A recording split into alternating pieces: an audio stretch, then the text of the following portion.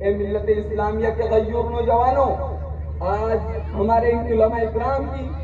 آج ہمارے ان مدارس اسلامیہ کی تمام تر قربانیوں کو فراموش کیا جا رہا ہے۔ آج ہمارے ان مدارس کے تابناک ماضی کو شکوک و شبہات کے دائرے میں رکھا جا رہا ہے۔ اس لیے اے ملت اسلامیہ کے غیور نوجوانوں، حضرت نانوتوی کی روح ہمیں آواز دے رہی ہے، حضرت گنگوہی کا دل پکار رہا ہے، شیخ الہند کا جگر صدا دے رہا ہے کہ قاسم نانوتوی کے روحانی فرزندوں، جن اداروں کی فیض و تربیت سے ہم نے ہندوستان میں انقلاب کا سورج روشن کیا تھا، آج انہی درسگاہوں کی مخالفت کی جا رہی ہے۔ جن اداروں کی فیض و تربیت سے اس ملک میں باد بہاری آئی تھی، آج انہی درسگاہوں کو بنیاد پرستی اور ملک سے دشمنی کا تانا دیا جا رہا ہے۔ اس لیے اے ملت اسلامیہ کے غیور نوجوانوں، آج ہمیں مدارس اسلامیہ اور مراکز دینیہ کے تحفظ اور بقا کی خاطر پرخور وادیوں میں قدم رکھنا ہوگا، دار الرسول کو چوننا ہوگا، اس لیے کہ یہی اکابر کا طریقہ ہے، یہی اکابر کا دستور ہے، یہی شیخ الہند کی آواز ہے، یہی مجاہدین ملت کا کردار ہے۔ یہ صرف ہما شما کا مسئلہ نہیں، ایمان کی حفاظت کا مسئلہ ہے، شریعت کی بقا کا مسئلہ ہے، رسالت اور نبوت کی عزت اور آبرو کا مسئلہ ہے۔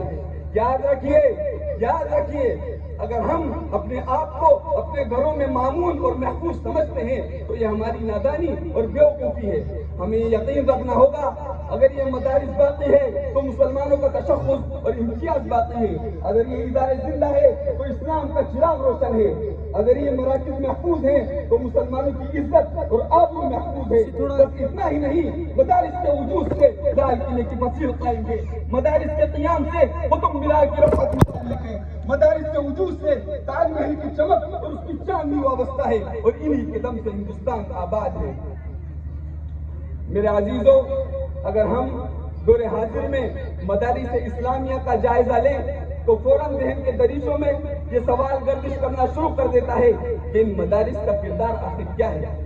تو آئیے میں آپ کو بتاتا ہوں کہ ان دینی مدارس اور مکاتب کے ذریعے اسلامی اخلاق و فضائل، اسلامی معاشرت زندہ اور تابندہ ہوتے ہیں، اور ان کے ذریعے اسلامی علوم و فنون کے مبارک عمل وجود میں آتے ہیں۔ میرے عزیزوں، یہ بات بھی روز روشن کی طرح آیا ہے کہ اگر آج یہ دینی مدارس اور مکاتب نہ ہوتے تو آپ کا جنازہ پڑھانے والا کوئی نہ ہوتا،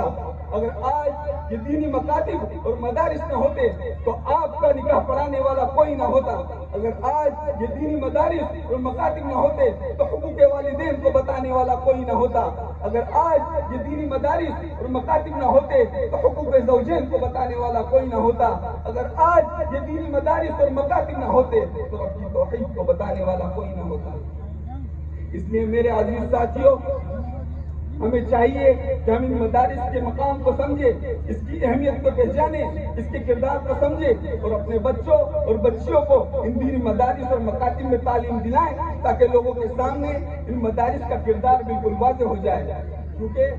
اہل مدارس اور مدارس اسلامیہ تنہا انسانیت و شرافت، علم و ہنر اور